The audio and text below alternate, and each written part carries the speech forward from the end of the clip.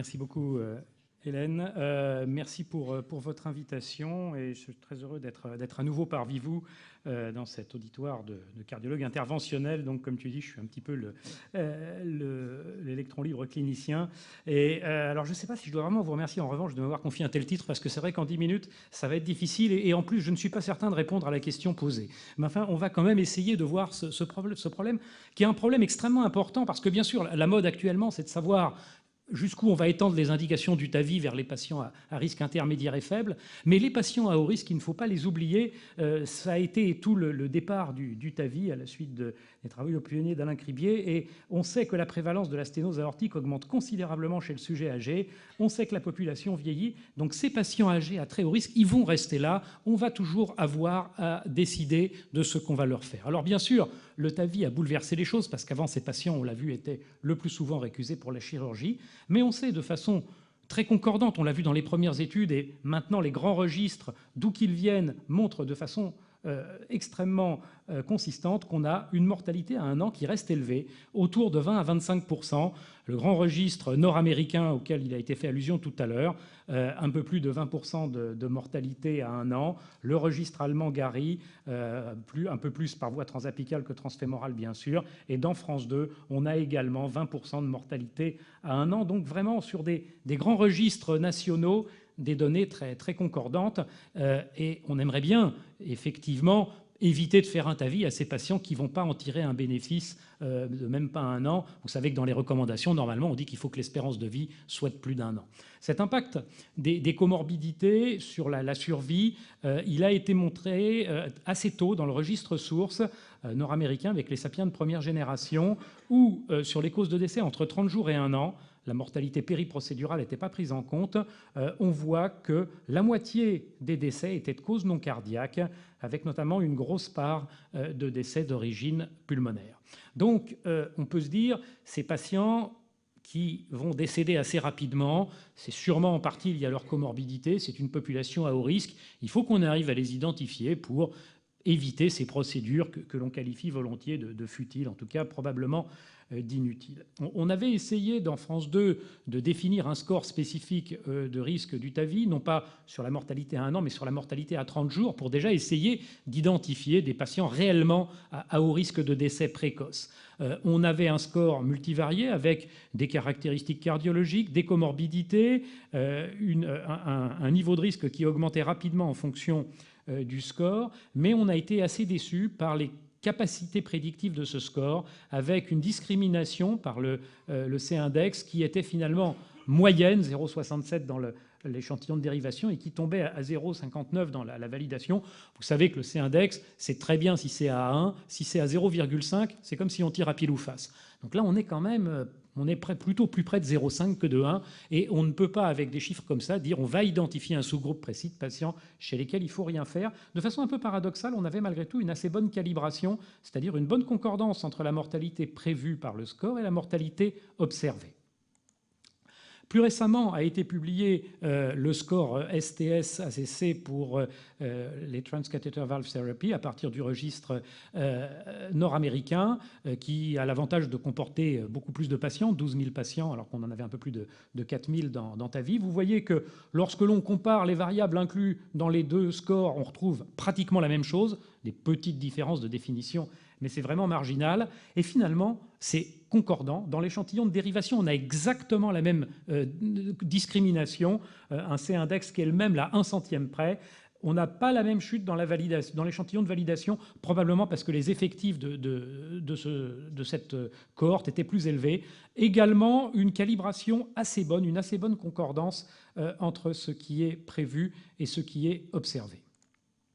Alors bien sûr, la mortalité à 30 jours est un point important, mais on parle ici plutôt des patients qui ne vont pas tirer de bénéfices à court terme. Et peut-être qu'il faut mettre le point d'évaluation un peu plus loin, 6 mois ou 1 an, et ne pas prendre en compte que la mortalité, mais aussi la qualité de vie et les indices fonctionnels. C'est ce qui a été fait à partir de Partner 1, à la fois l'essai randomisé et le registre, sur plus de 2000 patients, et sur un critère composite de décès de toute cause ou de qualité de vie par rapport à ce qui était initialement, il y avait 33% des patients, un tiers des patients qui avaient un mauvais résultat fonctionnel. Plusieurs facteurs prédictifs ont été identifiés. On retrouve des critères cardiaques, des comorbidités. Un des avantages de cette étude par rapport au score de risque immédiat était d'inclure des tests de capacité physique et des tests cognitifs, le MMSE. Et malgré probablement une collection de données un peu plus fine, avec notamment ces tests fonctionnels, finalement on retombe sur des discriminations qui restent assez médiocres. On est autour de 0,65. C'était testé sur l'échantillon initial. Depuis, la même équipe a validé de façon externe ce score prédictif sur une population complètement indépendante qui était tirée non plus des études Partner mais des études Corvalve. On retrouve sur le même critère 31% de mauvais résultats à 6 mois. Vous voyez, 18% de décès, 13% de mauvaise qualité de vie. Et la discrimination, elle est à 0,65, pile entre les deux chiffres qu'on avait la dernière fois. Donc ce n'est pas des problèmes statistiques. À chaque fois, on a beau faire des validations, même externes, ce qui est vraiment le gold standard, on retombe sur des discriminations assez médiocres. Et de façon extrêmement intéressante, dans cet article, et à mon avis, c'est le point le plus intéressant de ce papier, c'est qu'en associant à ces 10 variables 3 indices de fragilité, de frailty, eh bien finalement, on augmente le C-index, certes de façon significative, enfin, au point de vue pertinence clinique, on ne gagne rien. Toujours une calibration finalement assez bonne. Donc on a l'impression que même en incluant des variables un peu plus descriptives, un peu plus fines, on va toujours avoir du mal à avoir une bonne discrimination, c'est-à-dire à bien séparer les patients à haut risque et à faible risque de détérioration précoce. Et cette évolution non satisfaisante après ta vie, ces mauvais résultats qui sont, donc vous voyez la mortalité en rouge, la mauvaise qualité de vie en bleu, bien sûr, elle augmente avec le niveau de risque des patients, c'est évident, mais même dans les patients à risque intermédiaire, ou voire même bas, il n'est pas totalement négligeable. Un autre aspect, c'est celui des fonctions cognitives, parce que c'est vrai que la qualité de vie physique est importante, mais les fonctions cognitives, c'est également important. Est-ce qu'il faut récuser nos patients qui ont une altération cognitive? Alors, ce n'est pas facile, parce qu'étudier les fonctions cognitives de façon standardisée, c'est plus compliqué que d'étudier, bien sûr, la survie et même la qualité de vie.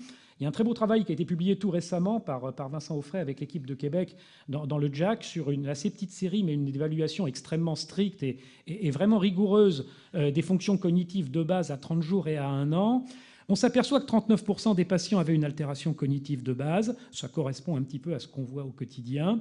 Et ce qu'on voit aussi, c'est que quand ils avaient une altération de base, il y en a 25% qui s'amélioraient à 1 an. Donc finalement, ceux qui ne sont pas trop altérés vont bien, ceux qui sont altérés vont plutôt progresser. Et même s'il y a un certain nombre de détériorations à 1 an, finalement, il ne faut peut-être pas non plus fermer complètement la porte à ces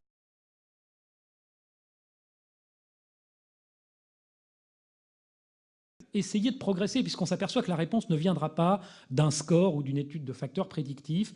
Est-ce qu'on peut essayer de voir un peu l'état de l'art et d'aller un peu plus loin? C'est ce qu'a fait l'équipe de nos amis de Québec dans un papier publié l'année dernière dans l'European Heart, qui est une bonne synthèse de la question. Alors, on retrouve donc différents facteurs associés à cette futilité post-vie, avec donc soit une mortalité à moyen terme, enfin à moins d'1 an, soit une altération ou une absence d'amélioration de la qualité de vie. On retrouve les comorbidités respiratoires, rénales, la fragilité et un certain nombre de critères cardiaques traduisant le retentissement de la cardiopathie ou la sévérité d'atteinte associée.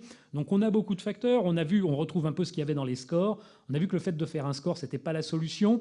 Alors les Québécois proposent une approche finalement assez intégrative, globale, qui ressemble un petit peu à la stratification du risque qu'il y a dans les guidelines nord-américains, ACC-AHA, c'est-à-dire non pas de prendre un score. Alors, on utilise les scores, soit le score TAVI Partner, que je vous ai déjà montré, en sachant qu'on peut faire différentes strates selon que le risque prévu est de 25 ou 50%, soit en incluant le score France 2, mais en prenant aussi en compte les indices de fragilité, notamment l'indice de Katz, qui est assez facile à utiliser, ou bien, et puis bien sûr de prendre en compte l'atteinte des grands systèmes, des organes principaux. Et à partir de ça, on peut définir, en combinant toutes ces variables, des niveaux de risque différents. C'est sûrement une approche plus satisfaisante que celle d'un score. Cela dit, elle n'a pas été testée, et surtout tout le problème, si elle paraît intellectuellement logique, c'est que où va-t-on mettre le curseur? Est-ce que vraiment, si on a un patient dans ces classes-là, on va le récuser complètement pour le TAVI, on va fermer la porte, parce qu'il faut bien savoir que lorsque l'on ne traite pas ces patients, enfin lorsqu'on les traite médicalement, leur pronostic est absolument catastrophique. On se focalise beaucoup sur les décès précoces. Ça, c'est l'expérience de notre centre entre 2006 et 2010, sur un peu moins de 500 patients référés pour Raxéré. Il y avait eu 250 TAVI, 100 qui avaient été opérés, 128 qui avaient été traités médicalement. On a, bien sûr, comme tous les autres, une vraie attrition lors de la première année, mais quand ils sont traités médicalement, le pronostic est absolument catastrophique à moyen terme, et ça, il faut quand même toujours le garder présent à l'esprit. Donc, en gros, dans l'état actuel des choses, on a des données qui sont quand même très concordantes un peu partout, et de part et d'autre de l'Atlantique en particulier, qui prouvent bien que le TAVI peut être considéré comme une procédure soi-disant futile chez à peu près un tiers des patients à haut risque, ce qui est loin d'être négligeable.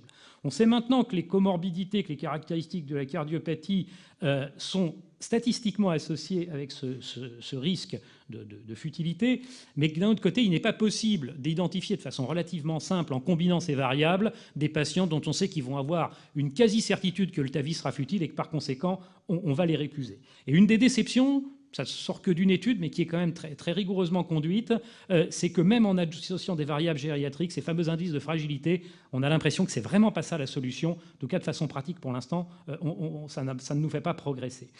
L'approche intégrative est probablement la meilleure ou la moins mauvaise solution permettant d'évaluer de façon globale ces patients. Il n'y aura pas de chiffre magique, et je pense qu'il n'y en aura jamais. Cela dit, on n'a pas, et j'y faisais un petit peu allusion dans mon introduction, on n'a pas de réponse claire à cette question posée. Et il faut toujours mettre en balance ce risque de procédure futile avec le pronostic des patients non traités qui, on l'a vu, reste absolument catastrophique. Je vous remercie. Merci beaucoup Bernard, tu connais vraiment bien le sujet. C'est vrai que ça reste très très difficile. Il y a des cas où c'est évident, d'autres où on se pose vraiment des tas de questions. On fait une dilatation aortique pour voir s'il va s'améliorer, des choses comme ça. Mais bon, donc il y a encore beaucoup d'interrogations. Est-ce que dans la salle, quelqu'un se peut... Il faut bien remarquer quand même que c'est admirable ce que tu as fait, c'est vraiment formidable. Mais je trouve qu'il n'y a plus tellement la place à l'évaluation clinique du patient par le médecin, à un espèce d'indice de vitalité.